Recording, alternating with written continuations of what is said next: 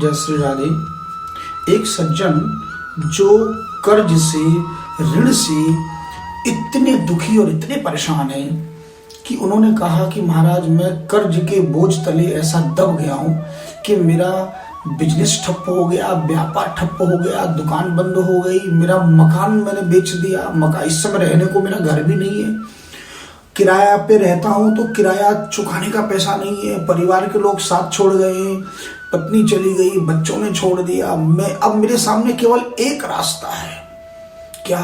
या तो मैं गंगा जी में डूबकर अपनी जीवन लीला नष्ट कर दूं या किसी चलती हुई ट्रेन के नीचे आकर अपने को नष्ट कर दूं, यानी आत्महत्या कर लूं। तो गुरुजी क्या ऐसा कोई आपके पास उपाय है जिससे कि मुझे जीने का कुछ उद्देश्य प्राप्त हो?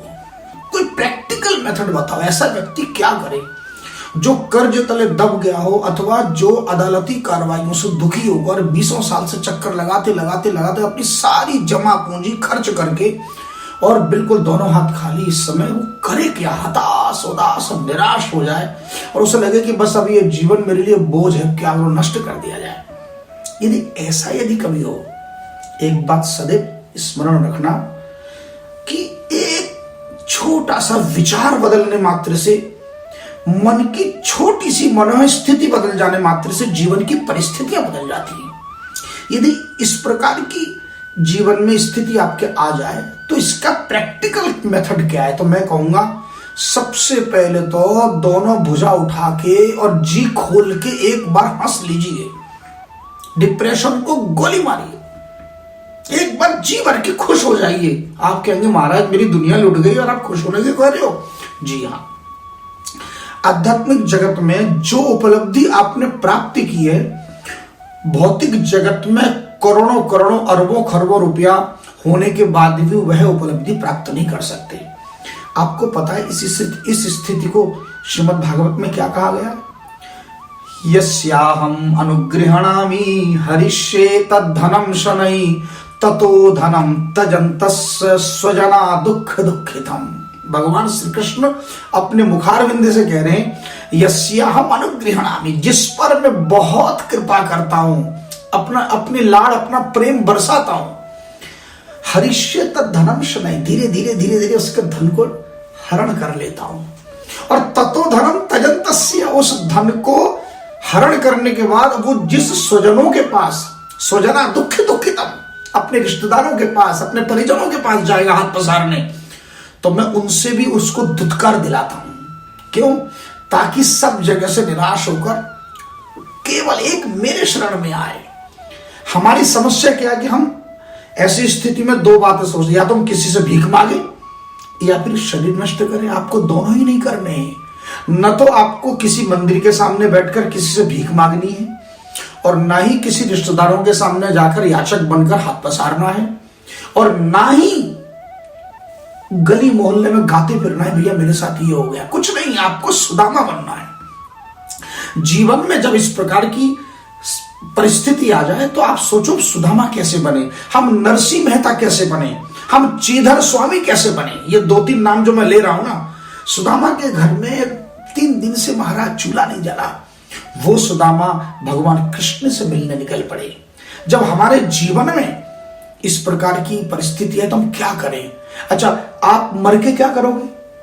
आत्महत्या करने का क्या तात्पर्य हुआ? आत्महत्या करने का मतलब आपने शरीर को अपने परिजनों के लिए, अपने नगरवासियों के लिए, अपने गली मोहल्ले के लिए इस शरीर को नष्ट कर दिया, है ना? तो यही काम आपको जीवित रहकर करना है। शरीर को मरने के बाद नष्ट कर, एक तो मर के नष्ट हो गए सबके लिए कि भाई सब लोग मान ले भैया मर गया, और एक जीवित रहकर ही उस स्थिति का आभास कराना, यानी आपको मरना भी नहीं है और आप तत्काल उस क्षण से निकल जाइए और किसी तीर्थ में, किसी मंदिर में, किसी तीर्थ में, किसी संत के दर्शन में निकल पड़िए। क्योंकि अगले श्लोक में भगवान कह रहे मत परही कृत मैत्रस्य करिष्य मद अनुग्रहम, मेरी कृपा चाहिए तो मत परही कृत मैत्रस्य। अब तू मेरे परायण, जो मेरे भजन में, जो मेरे साधना में जुटे हुए भक्त हैं, संत हैं, तू उनसे मैत्री कर। मत परही कृत मैत्रस्य, उनसे मैत्री कर, उनका दर्शन कर और उनके सानिध्य में जा और जाके भगवान से संबंध जोड़ लो। भगवान को कुछ नहीं कर सकते तो आप किसी मंदिर के सामने बैठकर, एकांत में बैठकर, किसी घाट में बैठकर आप भगवान को संकीर्तन सुनाओ। यत्र संकीर्तने नैव सर्व स्वार्थो विलभ्यते, ये भगवान की उद्घोषणा है कि जहां कहीं भी यदि मेरे संकीर्तन की गूंज सुनाई पड़ेगी, उसके सारे जीवन के स्वार्थों को परमार्थ में बदलने की क्षमता है वो नारायण में है। अरे नारायण क्या नहीं कर सकते हैं? एक हाथी की रक्षा करने के लिए आ सकते हैं, प्रहलाद के लिए और खंबे को तोड़कर प्रकट हो सकते हैं। तो महाराज आपका संकीर्तन सुनने नारायण आएंगे नहीं। केवल अपने मन को भगवान के चरण के खूंटे से बांध दीजिए, है ना। और जो कर्म आप अब तक संसार के लिए कर रहे थे, आज से लाड़ अपने गोविंद से लड़ाओ, है। ठाकुर जी की छोटी सी तस्वीर अपने पास रखो, उन्हीं से लाड़ लड़ाओ, उनको संकीर्तन सुनाओ। कहीं जाने की आवश्यकता नहीं है, कहीं एकांत में बैठ जाओ। देखना आपके भोजन की व्यवस्था वहीं होगी, आपके रहने की व्यवस्था वहीं की जाएगी। आप त्याग करते नहीं हो। नरसिंह मेहता की बेटी का भात किसने भरा था? सोने चांदी और हीरे की अंबार लगा दिए, ढेर लगा दिए। नरसिंह की भात तो बहुत प्रसिद्ध कथा सब जानते हैं ना। चीदर स्वामी संत पीपाजी द्वारिकापुरी दर्शन करके जब लौट रहे थे तो रास्ते में एक चीधर और चीधरानी पति पत्नी रहते थे, और उनकी दशा कैसी थी जानते हैं? घर में भोजन की व्यवस्था नहीं, आटा दाल सब्जी कुछ नहीं। पति ने कहा भोजन बनेगा, पत्नी ने एकांत में बुलाया, पति को कहा घर में कुछ नहीं है, आप इनको भोजन कैसे कराओगे? तो बोले आप क्या करें, अब तो हमने हाँ बोल दिया। बोले एक काम करो, आप मेरे वस्त्र ले जाओ। तो चीदरानी अपने लहंगा और चुनरी दे दी, उसमें नग्न होकर बैठ गई, ऐसे हाथ से ढक के नग्न बैठी है घर में, और नग्न बैठ के अपने कपड़े बेच के बाजार में, और उनके लिए भोजन की व्यवस्था की है। बताइए, भोजन के उपरांत परोसने के लिए जब अब वो नग्न अवस्था में कैसे जाए? तो पिपाजी की पत्नी जब आई सीता सहचरी और देखा कि नग्न बैठी, पूछा तो उनके नेत्रों से अश्रुपात होने लगे। चीधरानी क्या बोली? अरे बहन तुम कहाँ मेरे वस्त्र के चक्कर में पड़ गई हो? तुम तो ये बताओ कि द्वारकापुरी में हमारी किशोरी जी रुक्मणी जी कैसे वस्त्र धारण करके, उनके पोशाक कैसे थे, उनके विषय में सुनाओ, सत्संग सुनाओ, हमारे विषय में क्या चर्चा करते हो? इसे कहते हैं मन को जोड़ना ठाकुर से। यदि आपके जीवन में भी ऐसा हो जाए तो आधी उपलब्धि तो आपने प्राप्ति कर ली, संसार तो छूट ही गया। अरे भैया जीवन में धन की उपलब्धि से करोगे क्या? 55,000 करोड़ का मालिक वो हर्षद मेहता, आखिरी समय मृत्यु के समय एक दवाई की गोली खिलाने वाला कोई नहीं था, तड़प तड़प के चला गया। और अभी कुछ दिन पहले भी कितने हजार करोड़ के मालिक कोई झुंझुन वाला थी, मैं नाम भूल गया, वो भी चले गए। तो इतने करोड़ों रुपया रख के करोगे भी क्या? पर जीवन की सार्थकता है कि पशु की तरह जीवित हुए, पर हमारी मृत्यु पशु जैसी नहीं होनी चाहिए, है ना। इसलिए कहा नाम गरीब अनेक नेवाजे और लोक वेद वर वृद्धि विजाजे। नाम ने करोड़ों करोड़ों गरीबों का उद्धार किया है भैया, संसार में और वेदों में प्रसिद्ध है। इसलिए जप ही नाम जन आरत भारी है। जीवन में बड़े से बड़ा कष्ट हो तो मिटही कुसंकट हो ही सुखारी। आपके जीवन के कुसंकट को भी दूर करने का सामर्थ्य है तो भगवान नाम में है।